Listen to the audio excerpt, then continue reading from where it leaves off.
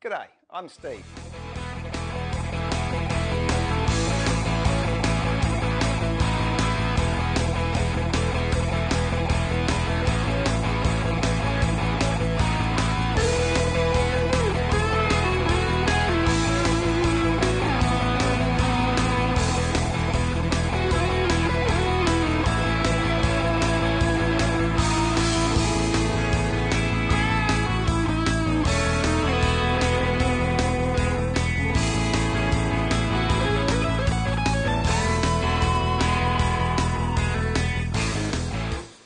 G'day, I'm Steve, Woodworking Masterclass. Welcome to my workshop.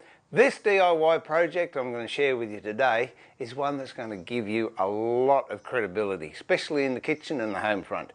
It's a knife block. You know how you've got all these knives floating around in the drawers and people cut themselves, or if you've got a really good knife, it gets damaged and bruised and bent and they all go dull. Well, what I thought about was making a knife block. And sure, you can buy them, but most of them are generic. How wonderful to make a knife block that is unique to the kitchen that you have. So if you've got a big meat cleaver, you can put that in there. If you've got a large steel, you can put that in there. All you've got to do is measure the blades. Get it from the hilt to the tip, that's 220.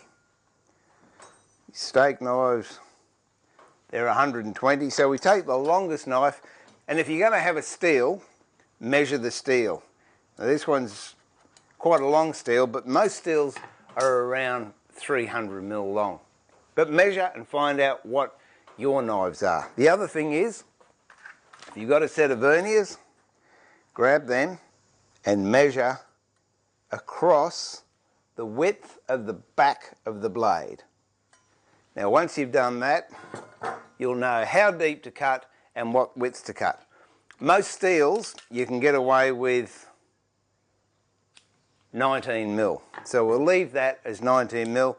And meat cleavers, they vary. Some of them are 100 wide, some are 150 wide, and you'll have to orientate the size of your block or the timber you start with compared to the size of the cleaver if you're going to put a cleaver housing in there. What I've done is drawn up a bit of a plan of how I want the knife block to look.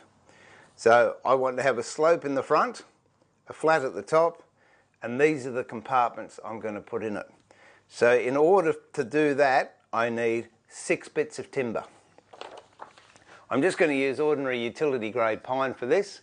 And so 6 bits of timber at 300 long gives me about 1.8. If you go to your timber shop, that's a pretty standard size that they sell.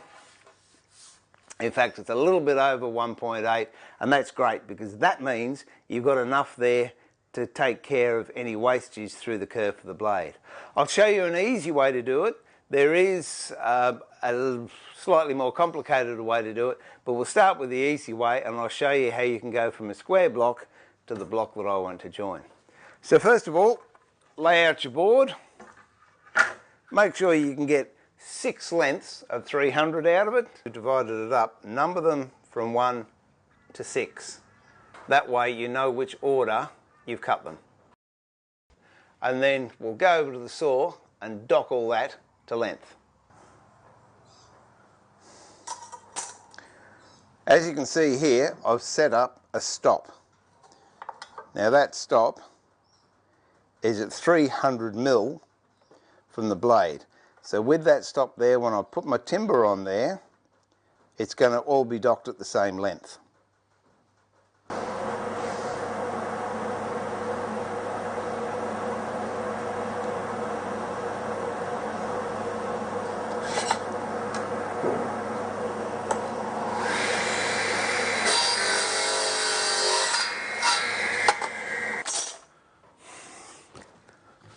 Okay.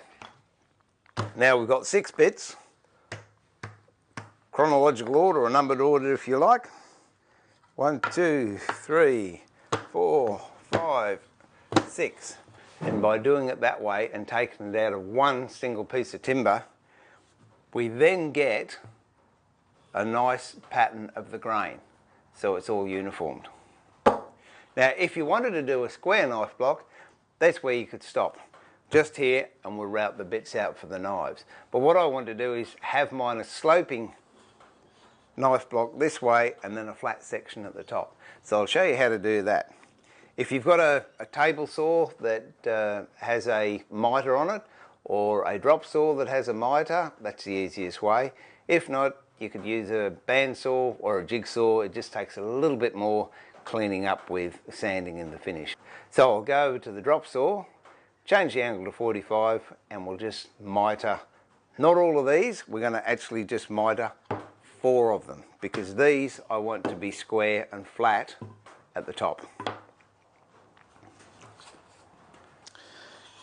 Get the first 4 bits of timber, so that's the ones that are numbered 1, 2, 3 and 4.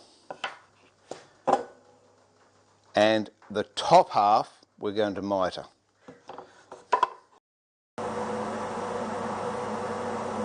Okay, so we've been over to the drop saw and I've cut 45 degrees on the first 4 pieces of timber. Remember, we've marked them from 1 to 6. This is 1, 2, 3, 4. 5 and 6 we still have in the original form. So if you put it together, that's what it looks like so far. But you can see it's starting to take shape if I spread these out.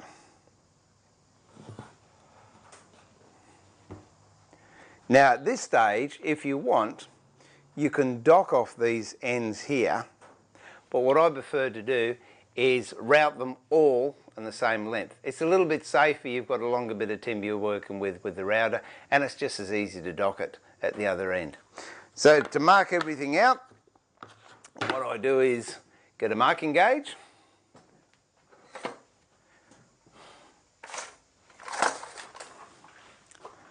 set it at 10 mil, or you can set it whatever you like. I set it at 10 mil.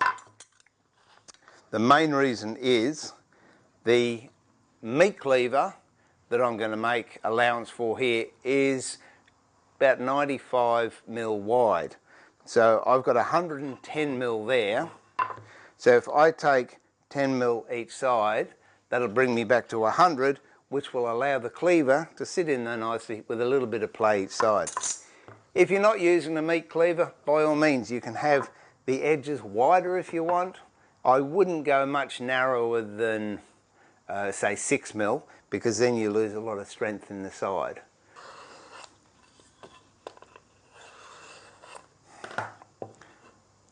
There we have it, that's marked.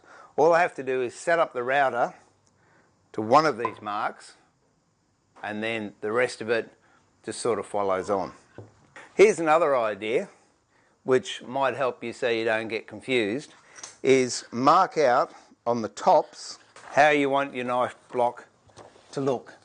That's the plan I've got there. So what I'll do, on the tops of these, I'll mark those positions with a pencil. Now I've got a steel to go in here, and with the steel I actually route out 2 sides. So I'll route a 19 mil hole there and a 19 mil there. So that means this front part will get routed and the back part of this will get routed. That's the only one I do it in. Everything else I will router the knives on the face. So in this case I've got,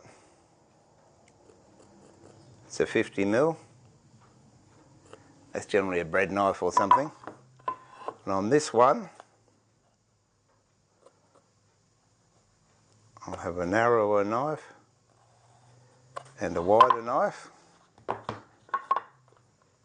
and 2 narrower knives here.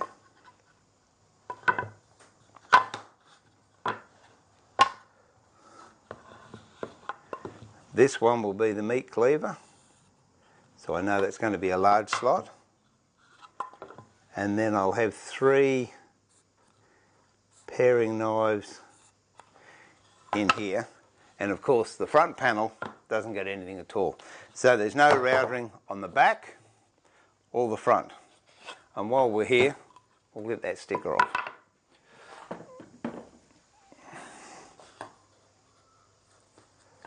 Nice sharp chisel will generally do it. There we go. Something for Bob to chew on later on. Whoops, put those down there. So now I've marked all that and I know what ones have to go where. Now I choose my router bits. And what I've got here is an 18mm bit, which I'll use for the steel. There's a 1-inch bit, which I'll use for the front stake knives. And there's a 38mm bit, which I'll use for the larger knives. Now sometimes you'll have to do 2 passes with 1 router bit to get the desired width, especially when it comes to cutting out the recesses for the cleaver, because it's a lot wider, so therefore you obviously can't get a router bit that wide. So be careful and use your router table the way it's meant to be designed. I'll go over to mine and route these now, but only do things that are safe. Understand what your router table is capable of, understand how to use your router, and then proceed with safety. I'll be back in a moment with these routed. Oh, and don't forget safety equipment. If you're using any power tools at all, make sure you've got a set of glasses, a set of ear muffs. Then you're safe. All right, be back in a moment.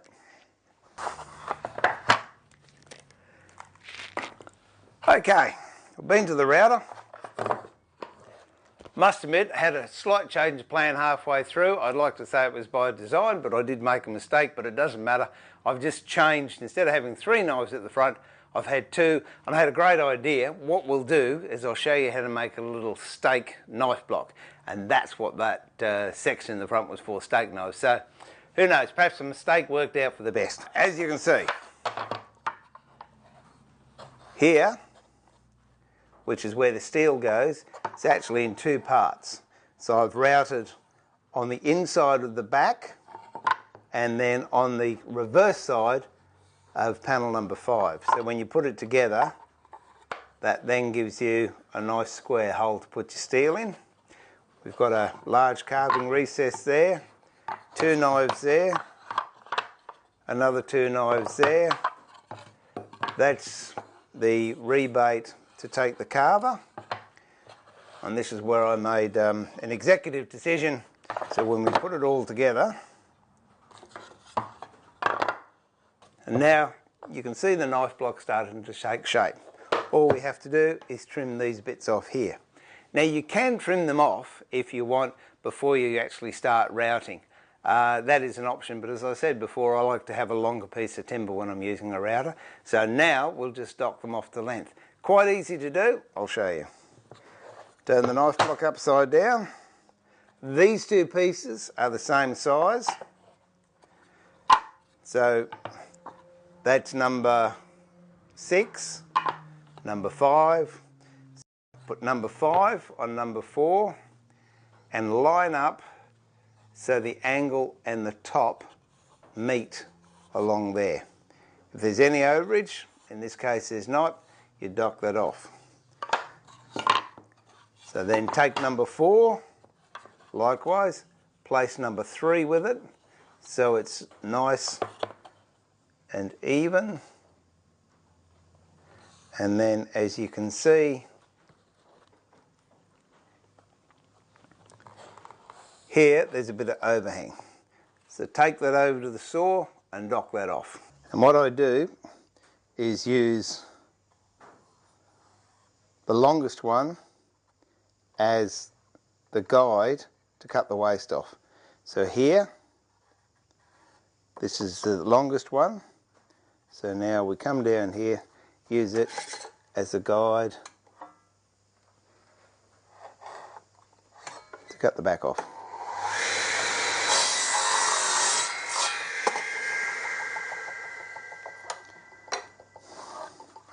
Now take the one we just cut,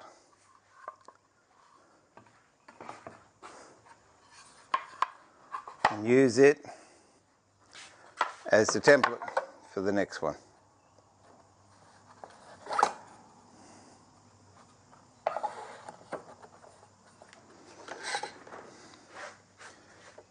Bring it, saw down, bring it up to there, cut that one. We use the last one we just cut for the cover plate. Same thing. Line it up.